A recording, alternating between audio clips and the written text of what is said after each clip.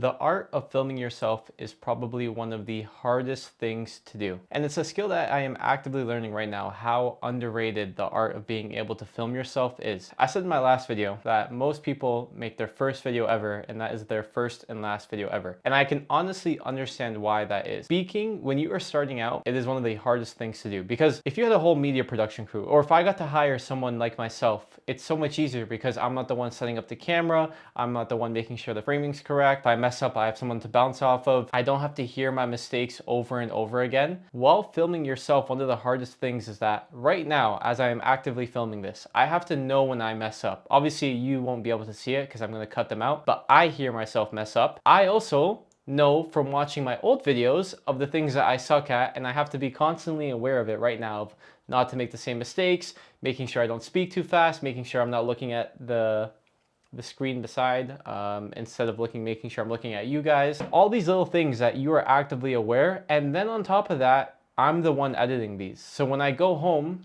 or I am home right now, so then when I go to edit these, I now have to hear all my mistakes over again. So the art of filming yourself, it is a very underrated skill, but I think it is a very important skill of 2025 to be able to build your personal brand, which is what I'm taking a bet on right now. So as I'm figuring this out, for my second video, I'm actively filming 2 videos. I was just in the middle of filming 1 video and I stopped filming it to film this just in case, because I feel like I wanted to give up filming the first video. So this is my backup video just in case, because these ones I'm a lot more comfortable with. The reason why I started to even film the first one was because of a creator I just found. The video I found from this creator was the art of filming your boring life. And basically he talked about how, which I do agree with, that even though humans live very similar lives and we all eat, shit, sleep, the way we see the world is very different, and the things that we do are very different from other people. It just feels like it's the same because we live it every single day. I'm in this room every single day. I sleep here, I work here, I edit here. So my life feels very like boring because this is my environment. I'm here all day, every day. But when I show people my room, they're always amazed. They're like, oh my God,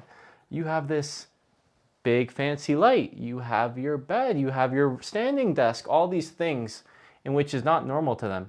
And it looks super cool. So there's a creator named Tom Newski. The reason why I like his filming style is because it's all like this. It's all sit down, camera on the tripod, no frame change, maybe the smallest amount of B-roll, and then some text. That is it. And his videos are the same frame every single time. His Instagram reels also are the same frame every single time. Now, the reason why I like this style of filming is because, one, I can pump out a lot of content here. It's very efficient to film because, for example, the video I'm trying to film is me documenting my journey through Ramadan. Now, if I want to efficiently film this video, I need to film me getting up in the morning to eat. I need to film me working. I need to film me going to the gym while fasted. I need to film me breaking my fast. Versus these videos, I can sit down and start filming. So the actual filming process for this is a lot easier. But 1, it's not as engaging. 2, my speaking needs to be way better because I'm not going to be adding in as much B-roll. And then 3, the idea has to be so much better because I am trying to tell a story or teach you guys something. So there is more work up front with these versus the actual filming process is better. But with documenting, how the other style, how my friend Joel here was showing us, with that, you're just documenting the journey. Now, the issue with that is that the filming is so much more, because I just filmed in my washroom trying to show me making wadu. I got 3 different angles. I dropped my FX3 trying to get it, and it took me 10 minutes to film me doing a 10-second action. And I couldn't imagine doing that 5 times over in a day, every single day, or every time I need to film something. And I remember when I was trying to film 75 hard, the reason why I gave up filming it was because I just felt like I had to bring my camera everywhere. And that's something that I need to break out of my comfort zone more, because I am a creative and I need to be more comfortable filming my life. But at the same time, I struggle with, I don't want my life to be me not living in the moment. And I feel as if, because I have my camera out, primarily because my generation, most people aren't making money off of this or trying to make money off of this, and they live on their phones. Well, me, there's actual practice. But when I was younger, I hated filming stuff because I just watched my friends were never in the moment. They were always obsessed of trying to show off. And I kind of like grew this like low-key hate of like, I'm not gonna film because I don't want to end up like these losers. But now I'm in a predicament of, I've entered, my job is now to film. So I need to get more comfortable filming. So it's something that I need to break free from, but until I can actually break free, I think these style of documenting videos are a lot easier for me, and I'll be able to do this more consistently. Because another thing to note is that since I'm at the beginning of my career right now in filming, I think it was Chris Williams that said, and I know this is podcast and not YouTube channel, but there's probably something related to it. If you post 20 podcasts, which is 6 months straight, once a week for 6 months, you are in the top 1% of podcasters ever, because most podcasts fail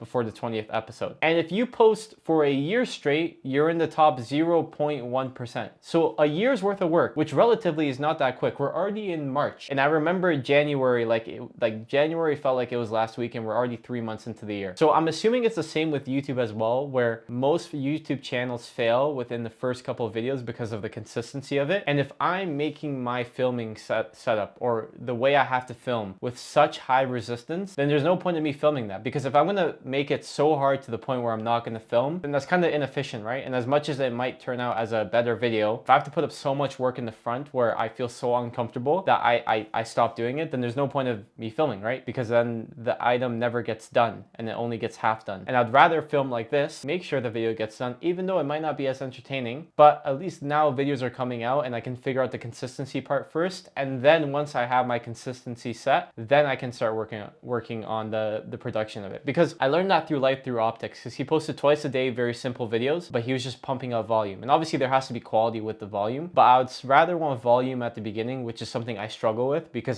for some reason, I don't know what it is. When it comes to filming myself, I cannot do it. And I need to be able to break free from this. So I think I will start filming more like this style until I get the consistency down, and then doing more vlog style. So I'll just be purely documenting and providing value through this. And then once I am able to provide value and document, then I can start moving forward into other things.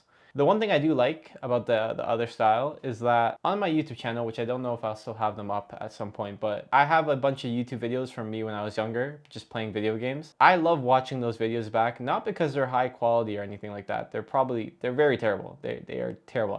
No one would watch them. But because I'm proud of that guy that was in grade 6, that was like 7 years old, 10 years old. I'm proud of him for going out there and doing what he wanted to do. He didn't care about the opinions of other people. He didn't care if anyone watched him because he was making them for himself. And he was just doing what he liked to do. So, and when I watch him back, I can look back at an older me or a younger me and just be grateful for that time that I had, which is kind of what I want this to be, which is why I like the other style better.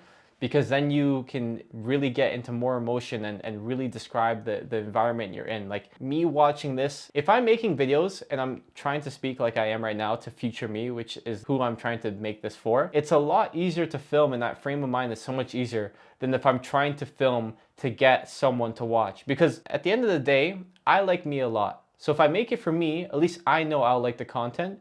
And if there are people like me, then they will also like the content because it's going to be authentic to me. There's no point of doing something for another person, because either you're going to fake it until you make it and then you're going to hate yourself, which seems stupid, or you're not going to get there and just waste the time. So I'd rather look back at something and be proud that I'm looking at a younger version of me and being able to really resonate with him than trying to fake it as someone else and then either get there and then hate it there or not get it there. And then future me will look back and be like, well, that wasn't actually you there. So this is why I think for right now, I'm gonna be filming with this style and then hopefully doing the documenting version. I appreciate you guys here, even though no one's watching right now. But I appreciate future me for watching because you're the only one that matters. So thank you, and until next time, ciao.